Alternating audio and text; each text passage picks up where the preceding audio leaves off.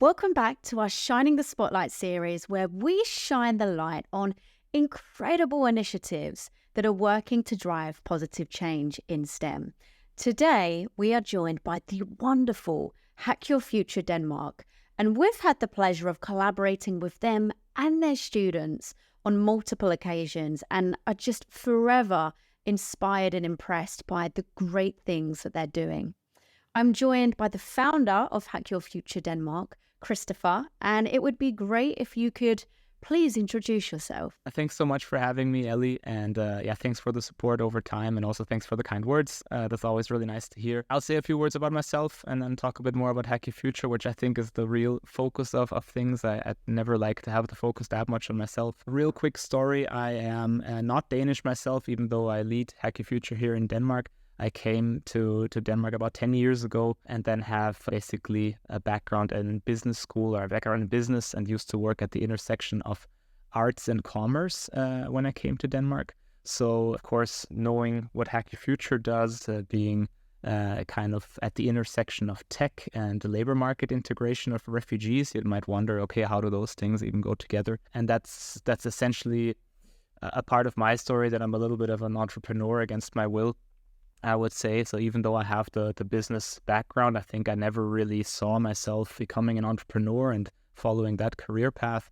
But around 2016, when you had events like Brexit happening and also Trump getting elected, I figured, okay, maybe this is also a time where maybe I want to do a bit more to stand up for things that I maybe think are right. And I felt like maybe, magically the world is not going to work the way that I want it to be. So if I want to have a positive impact for a cause that is important to me, then I might have to actually get going myself and do something. So I looked around for different volunteering opportunities, and then basically at some point found Hack Your Future in the Netherlands and offered them to volunteer and bring the initiative to Denmark. And long story short, they said after some time, like, hey, Chris, great job. Thanks for helping us out. You're in charge now. And then I had a job at the time, and I was really passionate about the Hack Your Future project, but never really thought about it beyond a volunteering kind of weekend thing. And then all of a sudden, it's all on your shoulders. And I decided, okay, maybe this is actually where my heart truly is at the moment. So I kind of put all my eggs in the basket and said, okay, let's focus on this as a career for a couple of years. And, lo and behold, 7 years later, we're here. I'm still here. And it's been a very fulfilling journey as well. That's me, basically. So knowing a little bit about how to build an organization, maybe not so much about tech, not so much about labor market integration at the time, but you learn as you go. And I've definitely met some of the most inspiring people I've met in my life throughout these years and throughout the Hack Your Future initiative. So that's been super pleasant and super giving. 7 years at Hack Your Future, what a journey that's been. I know that initially it was founded within the Netherlands.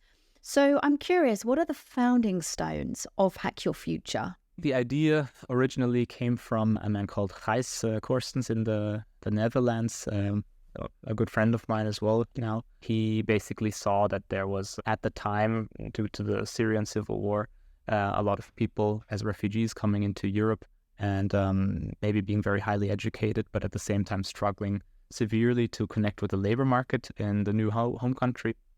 And this, of course, happened all over Europe. But at the same time, as you still have nowadays, there's a huge debate about like talent shortage in tech. How can we find enough talent to keep growing the industry in tech? So the idea at the time was basically just like, hey, there's two challenges at the same time. How do we do something about this? And then basically finding a solution for both challenges by saying, okay, here's a group of very talented people that are very driven, that are very educated.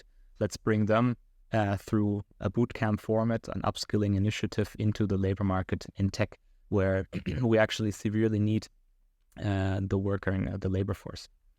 So that's the basic idea of where it comes from. I don't know if you can call it the cornerstone, but I think it's still very much at the heart of what we do. We try to make the connection between what the labor market needs and where the fence is lowest to jump for people who are, people who have very high potential to work in better jobs than what they maybe end up in when they come to a new country. because, I don't know if you've ever moved abroad to an entirely new context, but oftentimes you, of course, start off without a network completely. So going into a highly paid, super great job based on a non-existing network can be really tough. So I think this is where upskilling initiatives and boot camps, of course, can help out to bridge that. It's very, very important, the work that you're doing. And there's still so much work to be done. There's a lot of biases out there, unfortunately, stereotypes that we still need to work to break down. But looking at Denmark specifically, how does Hack Your Future contribute to changing the perceptions of diversity and inclusion in the broader tech industry? I think Denmark is a particular place too, because I think traditionally Denmark's been super homogenous, with immigration really only starting in the 60s or 70s with some guest workers.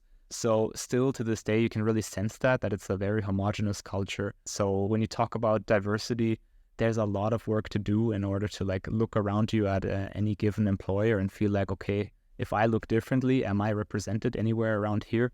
I think someone has to make the first step there, and someone has to sort of be the first one to step in, or someone to provide the talent that can make that change happen. And I think this is hopefully something that we can be a part of achieving. Of course, Hack Your Future is a small initiative still. We're not going to solve the diversity issue in the Danish tech industry all by ourselves. What we're quite proud of is that I think we've been able to create quite a lot of very good role models that have come into the tech industry in Denmark, and also shown that, even people with a refugee background are able to kind of quickly integrate and be able to provide great value as tech workers in their new home countries. And of course, that adds a lot of diversity to the workspace. And that's the general assessment that I would make. And I think on the more anecdotal level, I'm super humbled or happy to see after all these years. We've been active for 7 years here in Denmark now.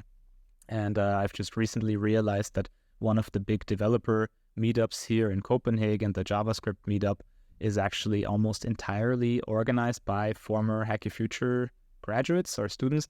So all people who are working in the tech industry now, who used to attend this meetup as well, because we talked about how great of a platform it is for networking. And, fast forward a couple of years, and it's actually mainly people who come from our program who are running this now, which is a very international initiative and actually is a great beacon for diversity in tech in Denmark as well. And of course, the best thing about it is that you don't really think about, these are perhaps refugees or people from a disadvantaged background, or people that come from a specific bootcamp.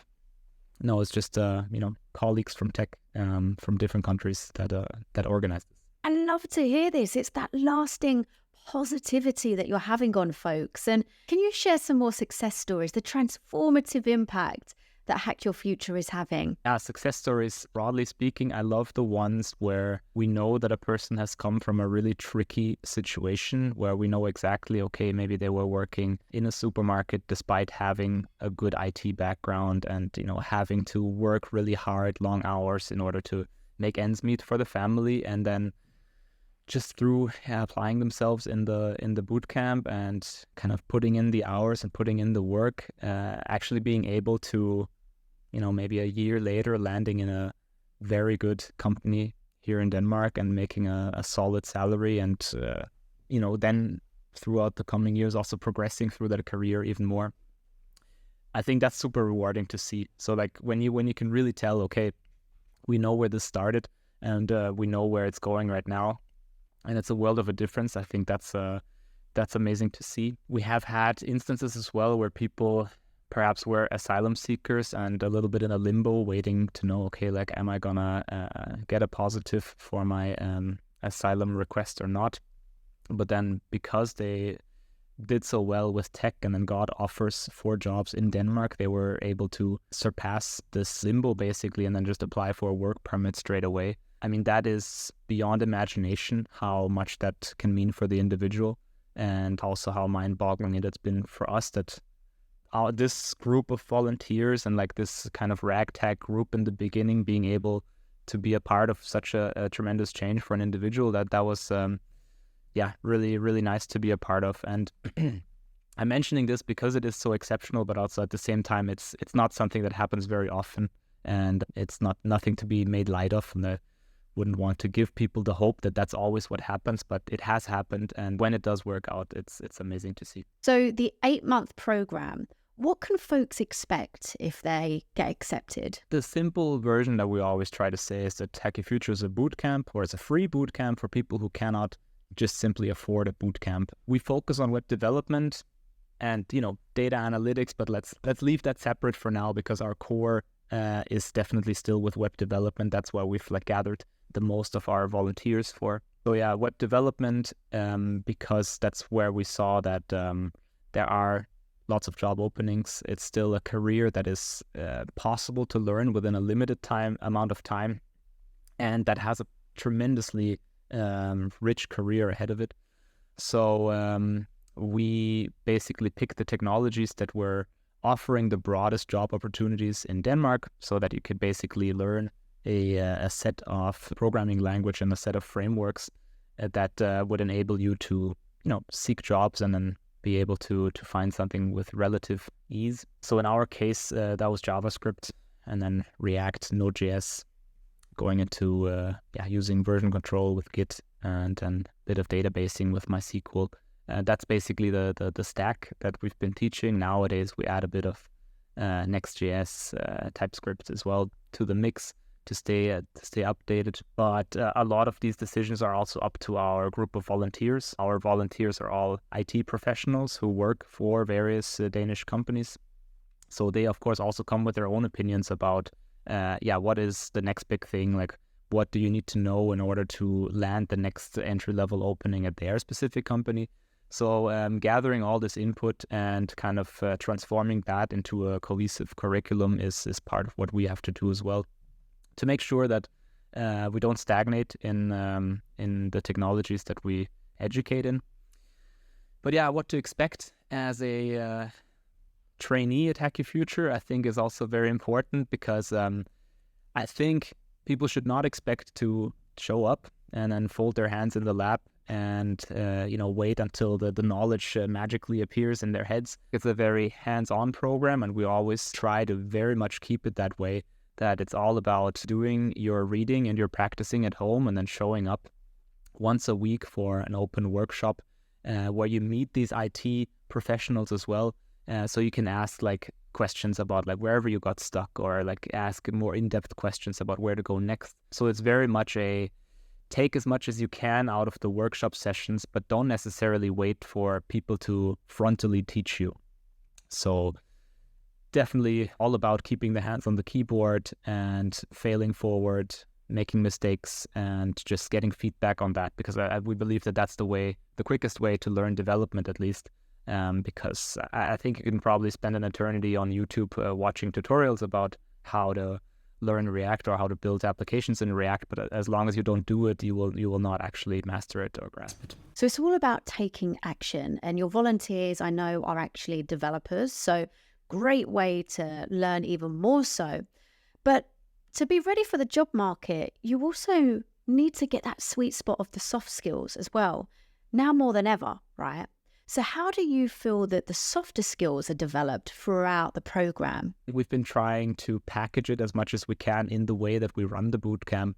Very flat hierarchies, which is common in Denmark. Very high requirements of proactivity, which is also common in Denmark. We use Scrum sort of as an underlying framework of how we deliver some of our content. And, we might not necessarily from the beginning tell the trainees what Scrum is, but they kind of get to learn how to work in that way because we simply use it.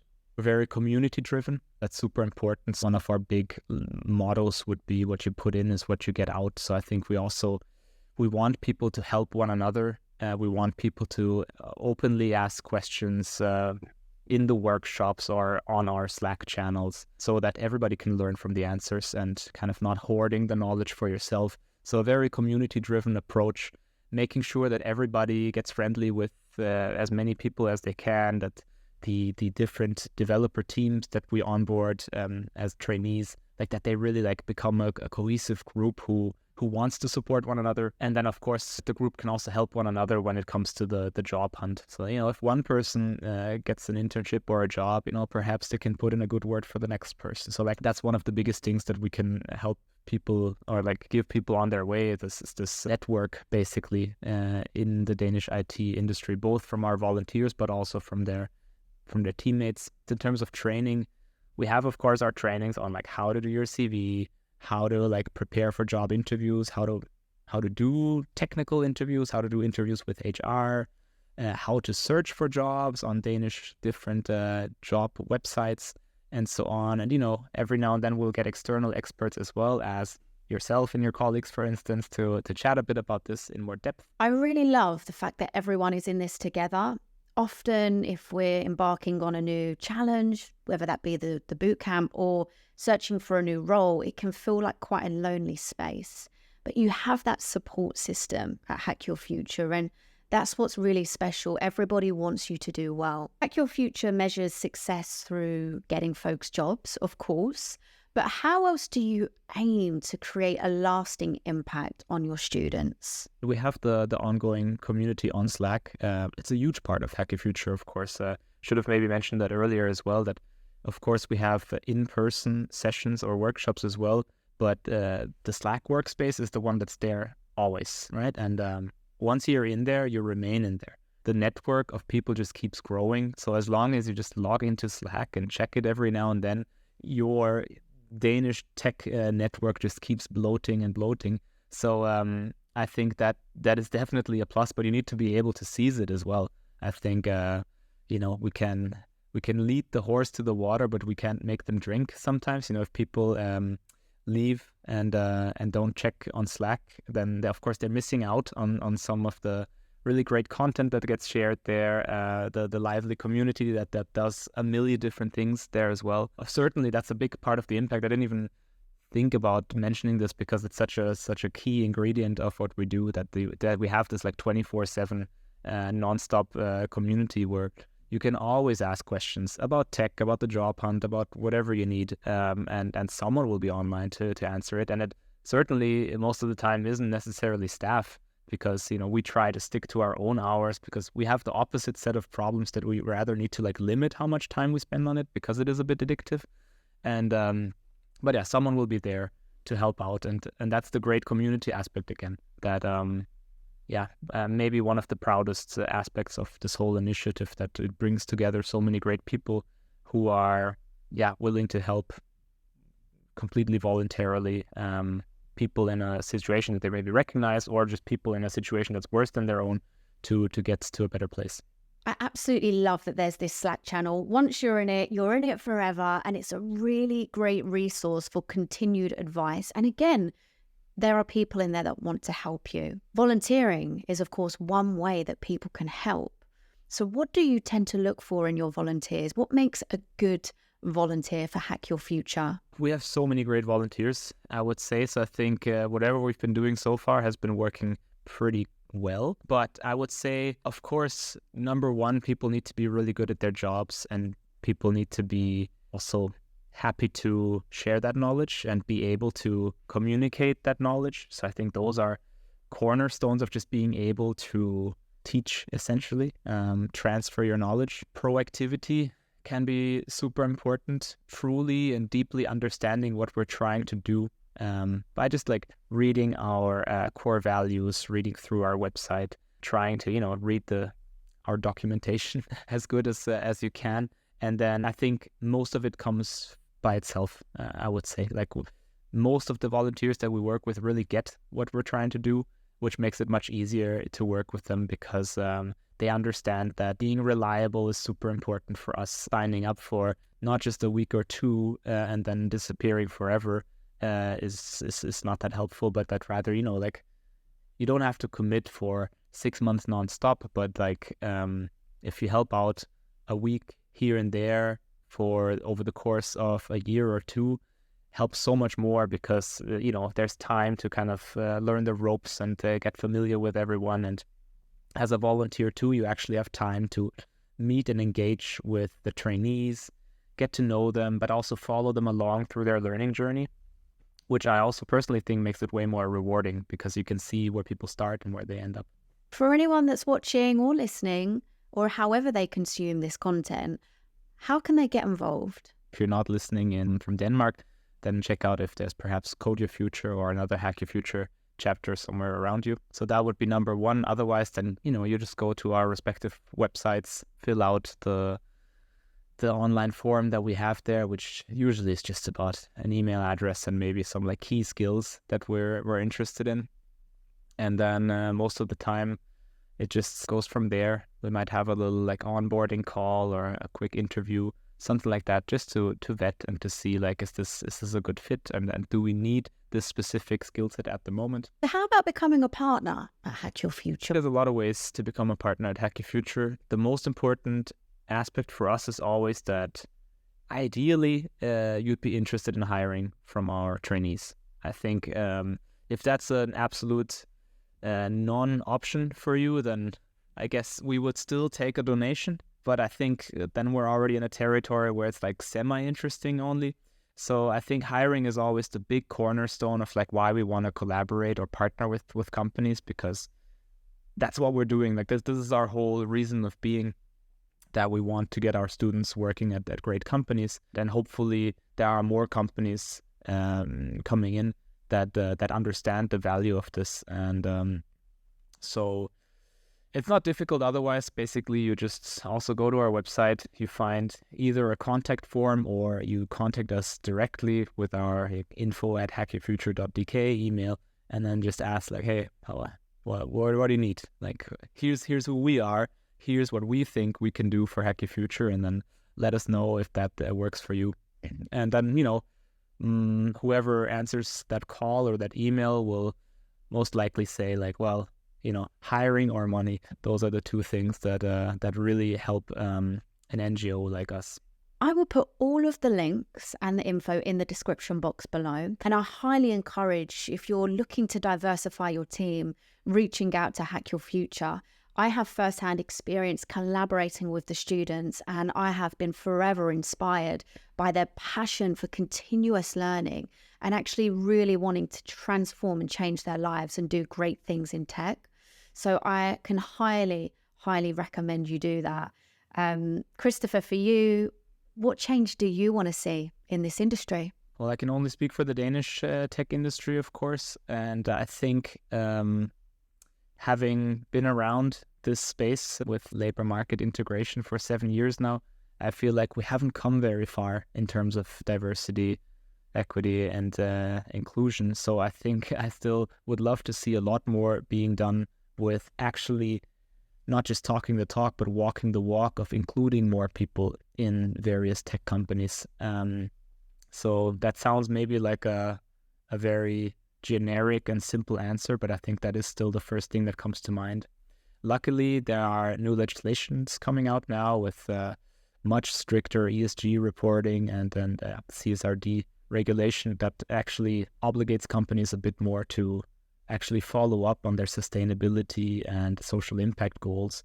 So I hope that this can actually contribute to initiatives like ours actually having a better impact. There's also a lot of very good things that we're seeing, of course, so more of those. I think there are great onboarding programs out there that exists, but not enough by far. So I think it's still really tricky for foreigners or for non-Western migrants in Denmark to get their foot in the door. I think a little bit more self-reflection, working on unconscious bias, hiring more diversely now, so it's easier to deal with these things in the future because you actually have some existing employees who understand what this is about. Could be a big step. So baby steps, but more. It's been such a pleasure to shine the spotlight on the amazing things that you're doing at Hack Your Future, Christopher. Thank you for your time. Thanks for having me on, and it was great chatting.